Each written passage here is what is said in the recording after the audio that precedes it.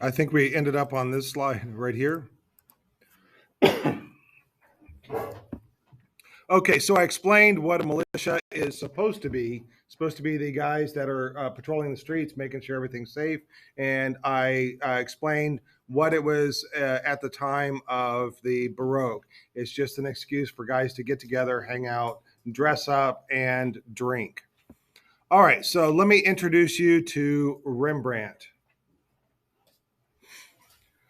All right, so Rembrandt, famous artist, also excellent at tenebrism. Do you guys remember what tenebrism is? Caravaggio was really good at tenebrism. It's where it's mostly dark with a few bright highlights.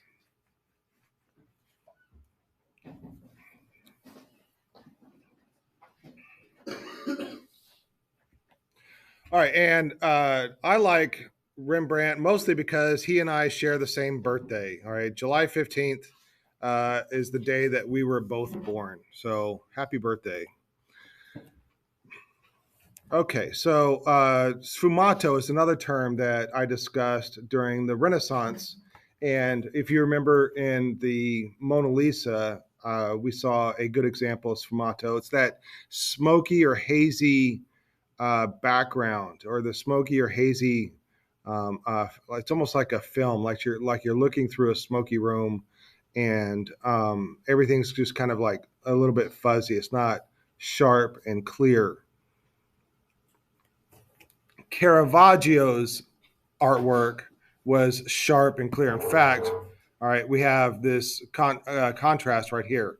On the left, we have Caravaggio and his imagery. Both of these guys are really good at tenebrism, which is that dark background and the bright highlights. But Caravaggio is like crystal clear, and Rembrandt has this like hazy kind of look to it, and it's because he uses multiple layers of glaze on top of it. And so glaze is like oil paint without any of the pigment. It's just this clear liquid or like goop that's painted on, and it protects the painting. After a while, that clear layer becomes has this kind of a brownish tint to it. After years and years. All right. So I have some things to say about Rembrandt. He has kind of an interesting life. He was born into a family of millers, and that's not so interesting, other than that he was born into like a middle class family. So Rubens was born into an ultra rich family. Rembrandt was born into a middle class family. And mostly he did money by doing portraits, hundreds and hundreds of portraits. And he did hundreds of self portraits. Why did they do self portraits? So many of them. Was it an egotistical thing? I think, in my own personal opinion, I think it was like practice. If he didn't have a commission at that moment, then he would practice doing self portraits. And, the best way to practice doing, or he would practice doing portraits by doing self portraits. And what better way to practice than practice on yourself?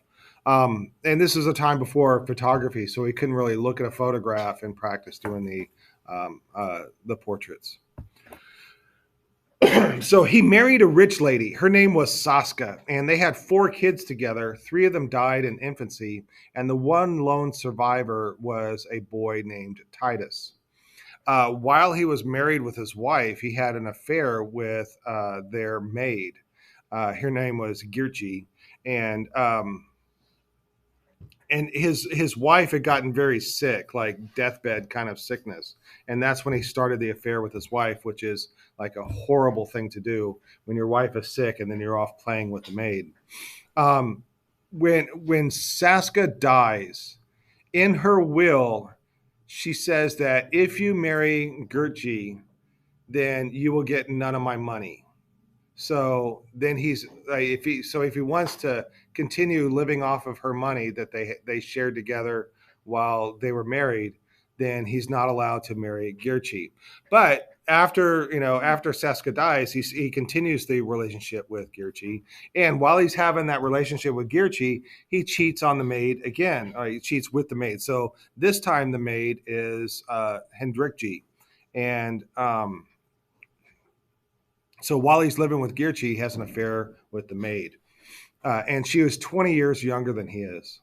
Uh, but this third woman becomes his partner for the rest of his life, and they lived together and had a child together. Rembrandt has Girchi, this woman, committed to an insane asylum. I would imagine that she becomes very angry at him having an affair, and so he has her committed. And I can't imagine how horrible insane asylums would have been at this time. And also, was she insane, or did he just want to get rid of her? It's I can't imagine doing that.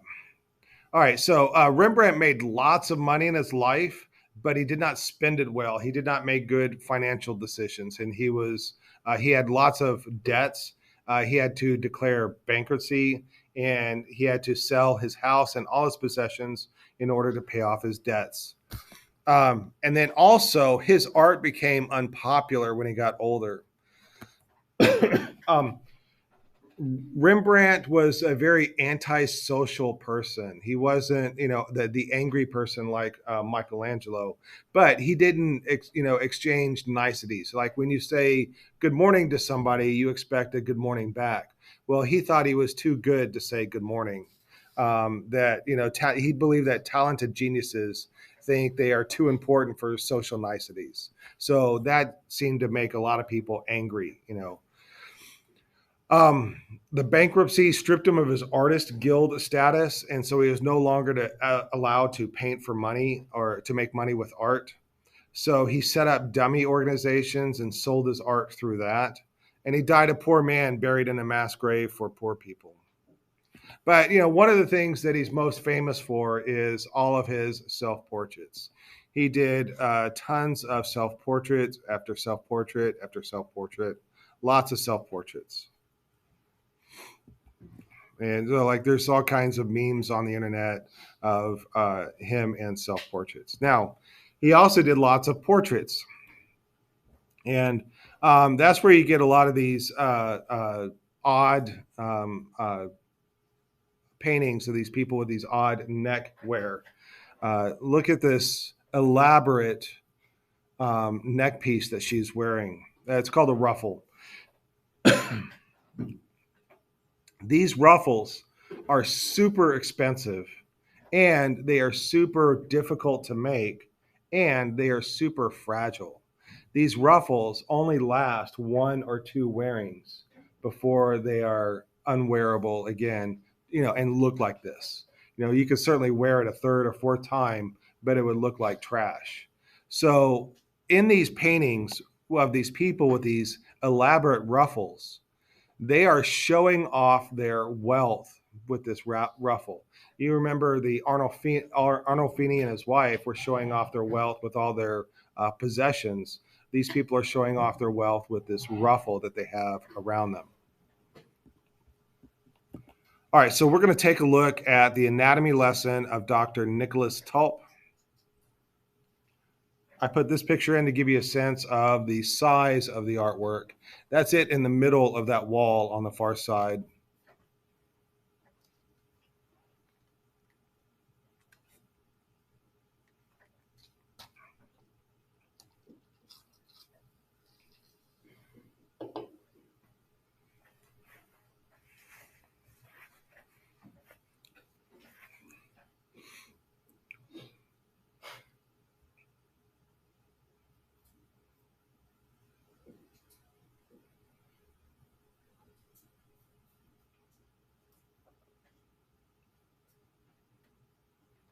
Are we done with the slide?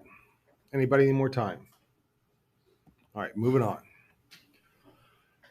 So this is a group portrait. It's members of a surgeons guild, and so all their faces are recognizable.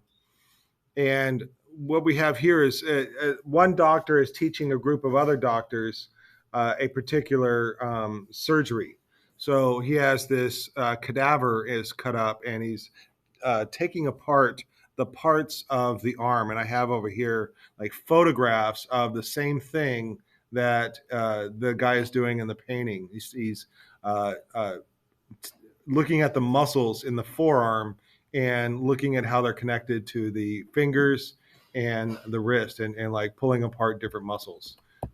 So yeah. All right. Um, the corpse. Does the corpse look a little bit odd to you? Like it's foreshortened a little bit. It's not completely profile. It's not completely coming out at us. So it's turned at an angle so we can see like the bottom of the feet. And so there's this odd like shortness of that figure, but that's because of foreshortening. And then there's a book of anatomy at the cadaver's feet. Rembrandt painted this when he was just 26 years old. And in this painting, everybody's looking in a different direction. The only one wearing the hat is the doctor. And if you're wondering who the cadaver is, it is a recently executed thief named Adrian Zun. And this is definitely not a Catholic painting, because Catholics believe it is inappropriate to cut up the body after it is dead, because they want that body to be whole. Because when Christ comes for the second coming, the last judgment, and everybody comes out of their graves, they need to be whole when they do. So Calvinists and Protestants are the ones that are okay with dissection. And there's an inaccuracy here, probably just for the sake of the painting. However, when people dissect cadavers, they dissect the torso first, because the organs that are inside the torso are more likely to decay sooner than later. So having the torso being unmolested and the arm being open, that is an inaccuracy. The limbs were usually the last to be dissected. And medical experts have looked at this closely and see that, yes, this is anatomically accurate painting of what is going on in the body. Here's the book of anatomy at the feet. And then if we compare this to other group portraits of surgeons, we can see that Rembrandt's is much more interesting in their poses. This one too, that other artists do not come up with a creative way to show the group of surgeons in an interesting way. And then I found this online. I thought it was hilarious. Any of you play Operation when you were little? All right. And then the other painting that I want you to know by Rembrandt is The Company of Captain Franz Banning Cocq, or as commonly known as The Night Watch.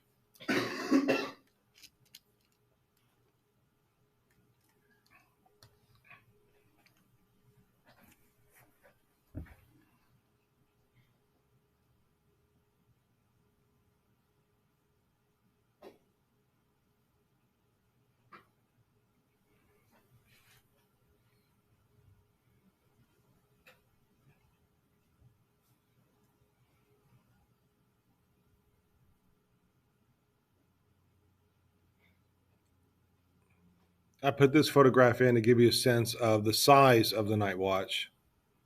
It's a rather large painting.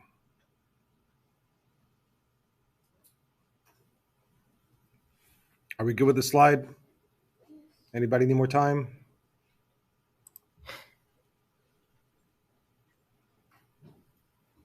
So we're going to take a 3D view of the room. I'll go to...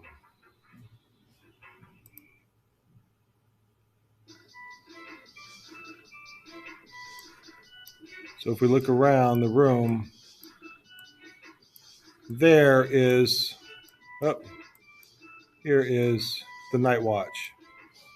But it attracts a lot of people to come and look at the Night Watch, a very famous painting.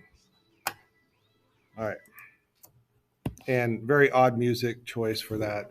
All right. So here's our Night Watch. It is a group portrait of a militia, which is why I talked to you guys about militias in the last video or the last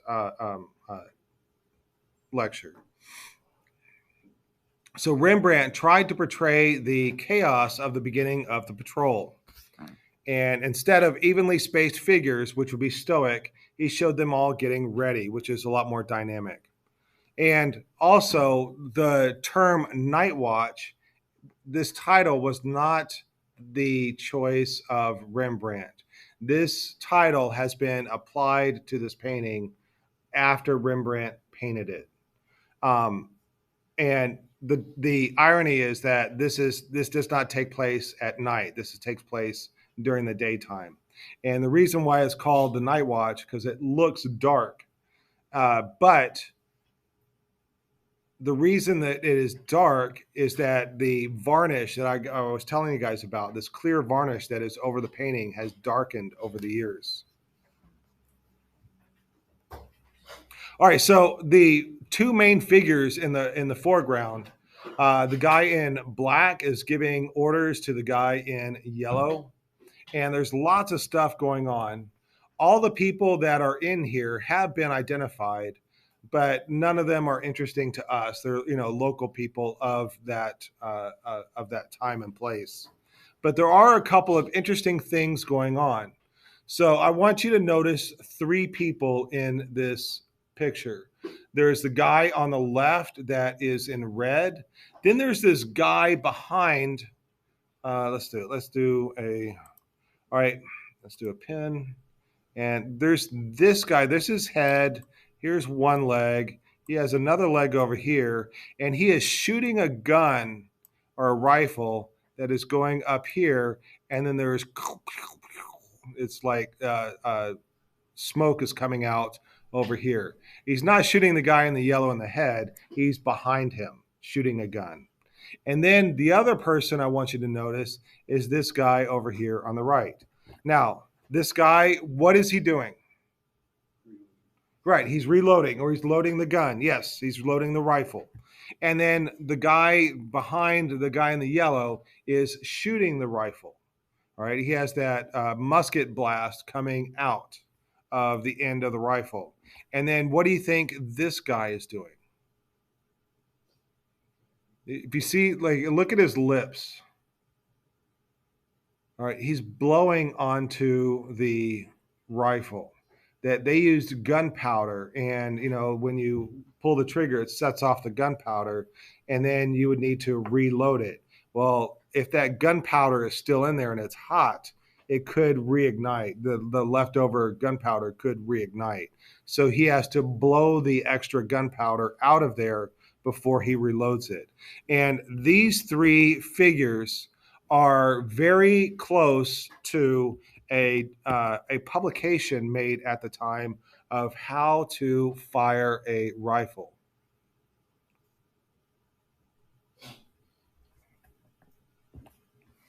All right, let's return to these two guys and notice that the hand comes out towards us. So that is it's almost like a break in the fourth wall that these guys are right here close to us in the foreground, and his hand is reaching out towards us, the viewer. And so it almost looks as if you could, reach out your hand and touch his hand. Like it's a moment of breaking the fourth wall, that he's almost even gesturing to you, the viewer. And then also there's this odd shadow cast from the hand onto the jacket of the guy with the yellow. And the thumb and finger trace around this lion that is on this lion with a crown on its head. All right. And that is the coat of arms of the city. So the guy is wearing a jacket that has the embroidery of the coat of arms in the city, and that is featured prominently in this painting. It's not a mistake that coat of arms is there. And then if you look at this figure right here, this weird glowing woman is back there. He used Saska, his wife, as a model for this. And do you notice what she has on her belt? All right, she has this chicken or bird hanging from her belt, and that is a reference to the militia. That's the symbol of the militia was this chicken foot or falcon foot, or you know, and that is why she is wearing that around her belt.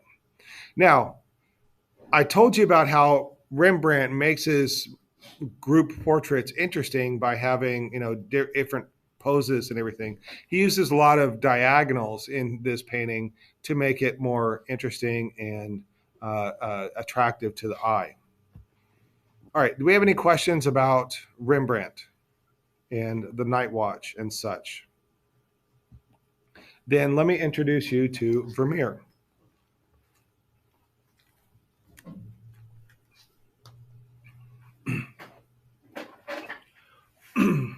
Vermeer is a very popular painter nowadays. Lots of calendars are made with Vermeer images on them. Lots of coffee table books have Vermeer paintings in them. And what's weird about Vermeer is that all these artists that we're looking at, over their lifespan, they've made thousands of artworks in paintings and drawings and sculptures and prints. They've made thousands of artworks.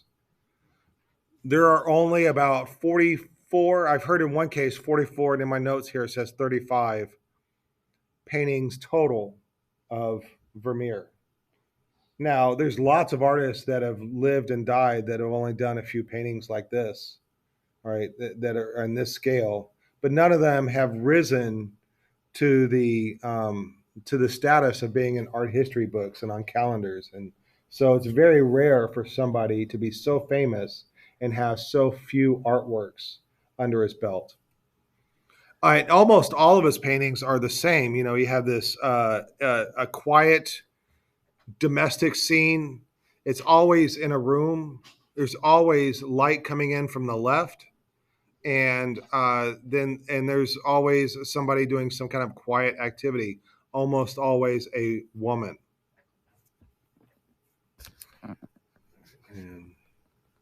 Okay, and so the other thing about Vermeer is that he made his money at being by being an innkeeper.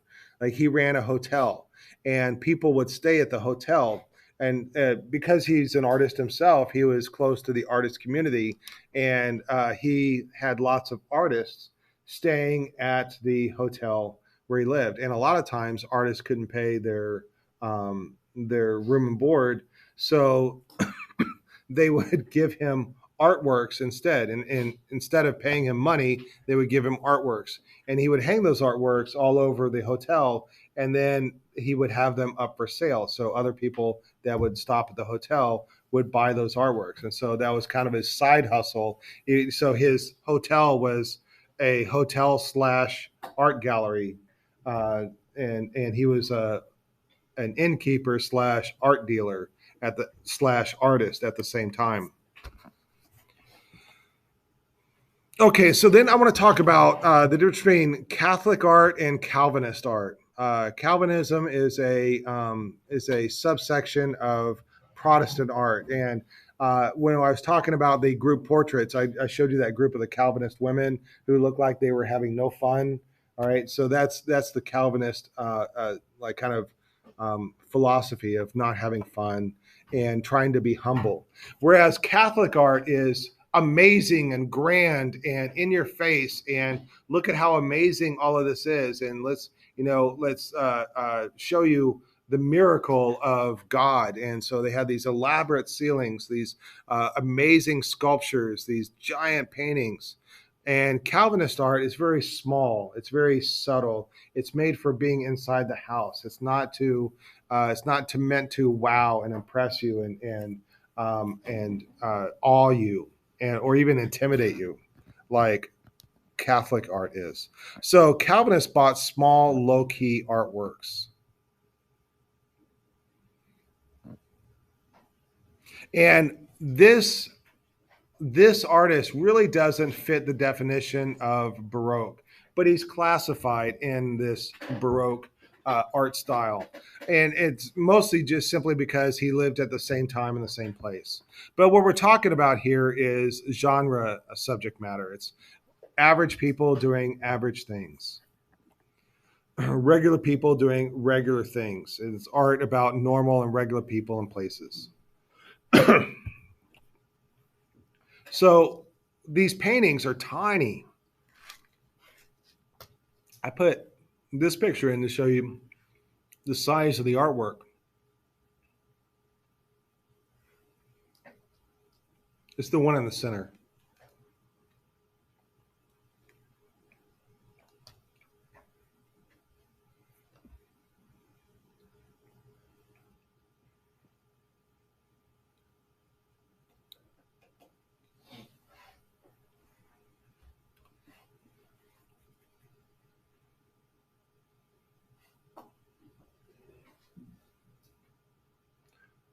Are we done with the slide?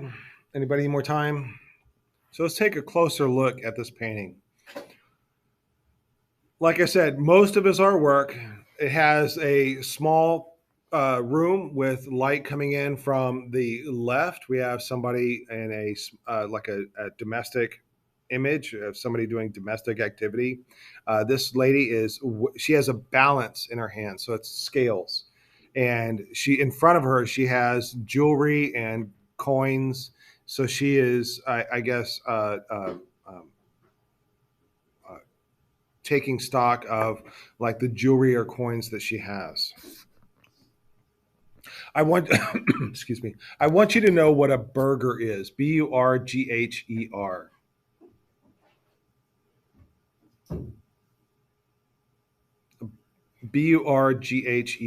It's a middle or upper class urban citizen. I think we're going to run into a sculpture of burgers in a future chapter. So I just want to introduce that that term to you. So that's what she is right here. She's a middle or upper class urban citizen. Uh, my notes here say that Vermeer converted to Catholicism, and the Catholic teachings, you weigh your sins against your virtuous behavior. So there's some religious undertones in this picture. The scales can relate to her weighing her sins against her virtuous behavior. The mirror on the wall in the upper left is a symbol of self knowledge. And then what would jewelry or the coins be a symbol of? That could be a symbol of greed, and the mirror could be a symbol of vanity or pride. Oh, also, I want to mention what she's wearing. She's wearing a rather nice dress, but you can't really see the dress because she's wearing this overcoat on top of it. You see that blue coat with the white fringe or the white cuffs, and this is an overcoat that ladies would wear. So ladies, it's a traditional role of women is to stay in the home. So that's what she's doing, a domestic activity. She stays in the home, and one of the things that she does while she's at home is she cleans the house.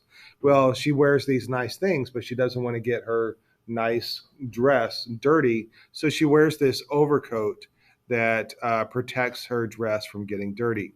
Now, if you look at her belly, I cannot tell if this is a situation like Arnolfini and his wife, that she either is pregnant or looks pregnant.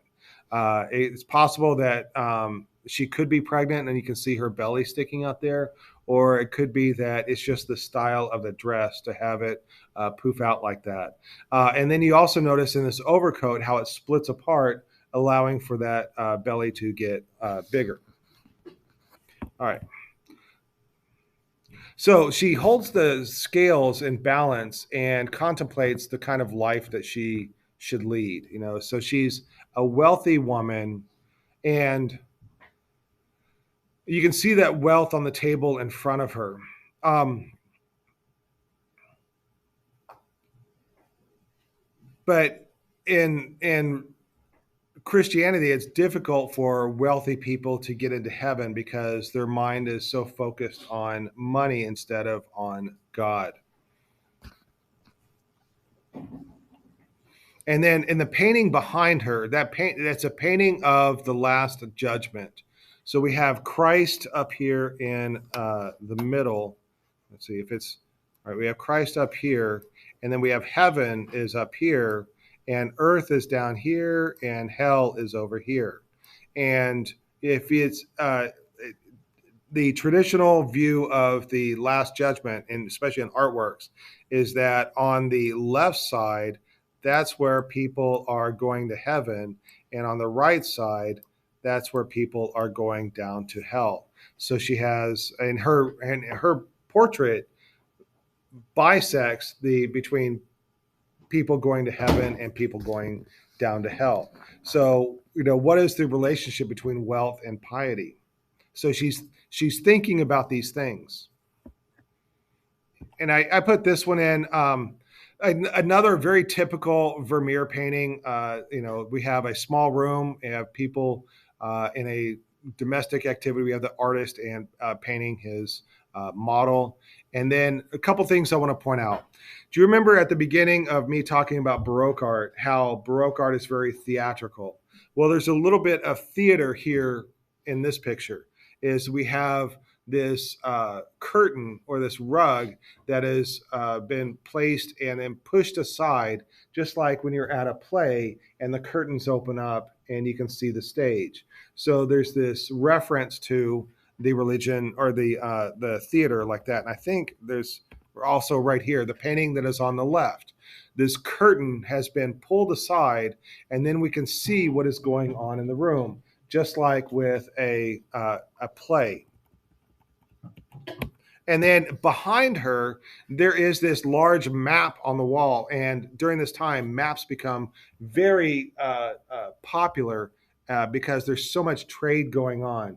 I told you that like um, the better technology has made ships better. They can sail across the seas better. So there's more trade. And there's also new exploration going on in the New World, the Americas, North America, South America. And they're bringing back lots of crops of tobacco and sugar into the. So there's a lot of people are making money with these shipping lanes. So we get a lot of maps, which is real popular at the time.